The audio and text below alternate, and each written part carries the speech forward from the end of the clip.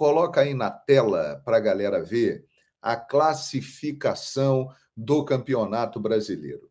E aí, alguns pontos, algumas reflexões importantes para a gente analisar aqui. Olha, nós estamos na 26ª rodada. O campeonato tem 38. Você vê aí que o Botafogo tem 53 pontos. O Palmeiras tem 50, o Fortaleza tem 49, os três têm 26 jogos. O Flamengo tem 45, mas tem 25 jogos. Depois vem São Paulo, Bahia, Cruzeiro e tal. Eu, sinceramente, acho que a briga pelo título do Campeonato Brasileiro está entre os 4 primeiros colocados.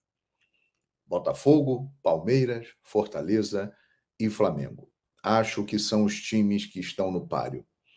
Mas não há como negar alguns fatores importantes. Primeiro deles, o Palmeiras está somente no Campeonato Brasileiro. E o que é um problema, porque deixou a Libertadores, deixou a Copa do Brasil, é óbvio que o Palmeiras gostaria de estar nessas outras competições também, acabou se tornando uma vantagem no Brasileirão. Porque o Palmeiras, vocês podem reparar, depois que ele ficou exclusivo no Brasileiro, o rendimento da equipe melhorou.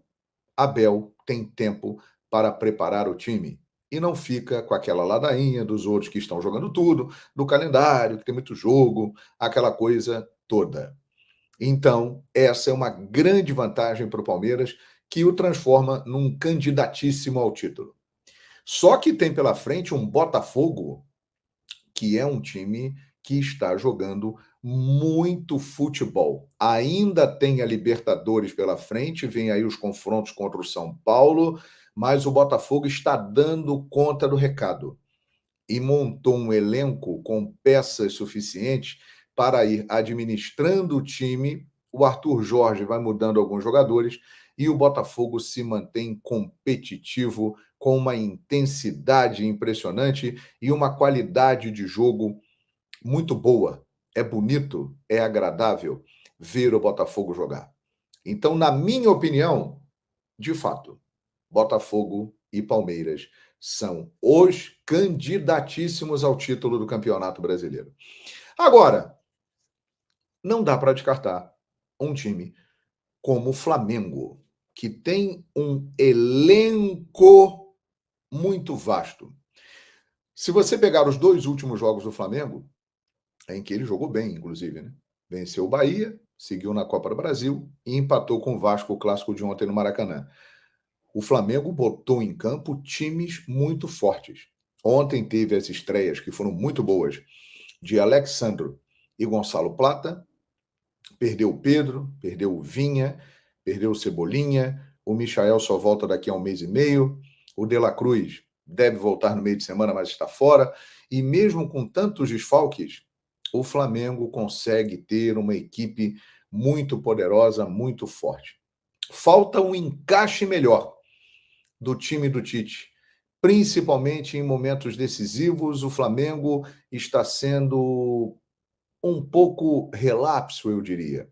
Tem se acomodado um pouco, e foi o que aconteceu no clássico ontem contra o Vasco, e que levou um gol no final. Mas o Flamengo realmente tem um elenco capaz de ainda brigar pelo Campeonato Brasileiro. Então não dá, na minha opinião, para tirar o Mengão dessa parada. Tá difícil, mas ainda tem chance. Agora, quem não tem chance, e isso está ficando cada vez mais claro, é o Gabigol com o Tite. No jogo com o Vasco, Bruno Henrique, que agora é o titular da posição, é um jogador improvisado ali, ele vem se adaptando a jogar pelo meio, saiu e quem entrou? Carlinhos. É isso mesmo. Carlinhos foi o escolhido por Tite para entrar na vaga do Bruno Henrique, que hoje é o titular. Gabigol entrou lá para a parte final do jogo, 35 do segundo tempo, no lugar de Arrascaeta. Questionado sobre isso após a partida, Tite disse: coloquei o Carlinhos porque ele decidiu o jogo contra o Atlético Mineiro, decidiu o jogo contra o Vitória, foi muito bem contra o Bolívar na altitude e tal.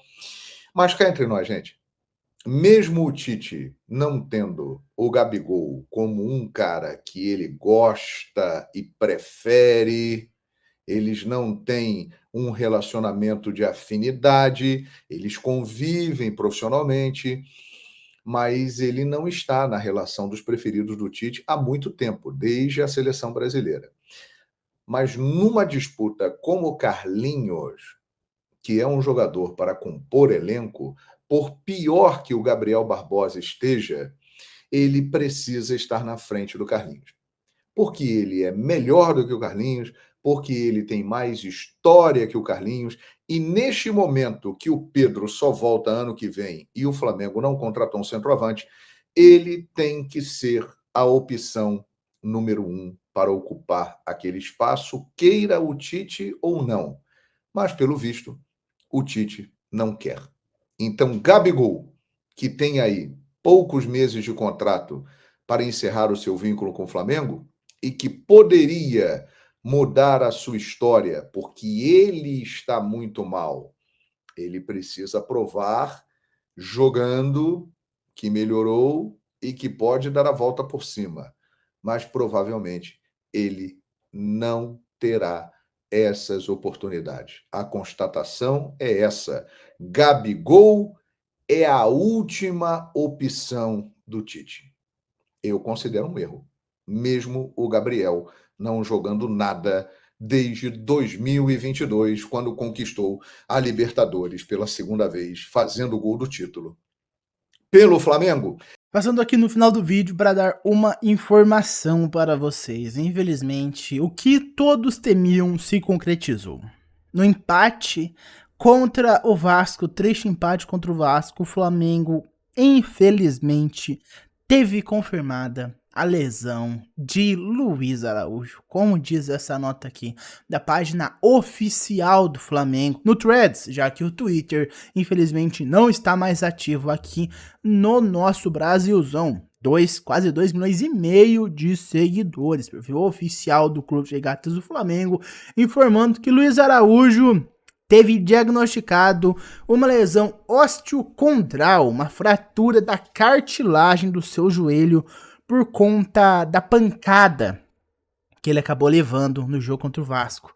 E vai passar por uma artroscopia, uma cirurgia no joelho, uma cirurgia que o Rodrigo Caio, por exemplo, já fez no joelho, e vai seguir o tratamento. E de acordo com informações aqui, não apenas desse torcedor, nós teremos o Luiz Araújo afastado de 56 até 42 semanas, de 42 dias, perdão, a 56 dias, ou seja, quase 2 meses aí afastado do Flamengo, o nosso ponta-direita. Felizmente o Flamengo contratou aí o Gonzalo Plata, né, que jogou muito bem contra o Vasco, cara. Imagina só, o Flamengo perder o seu único ponta-direita de ofício, né, já que o Gerson é um jogador, quando atua com ponta, joga mais do meio para ponta do que um ponta tão veloz, um ponta que vai tão fundo como o Luiz Araújo e o Gonzalo Plata fizeram no jogo contra o Vasco, né? Vamos torcer aí para que eles recuperem o mais rápido possível.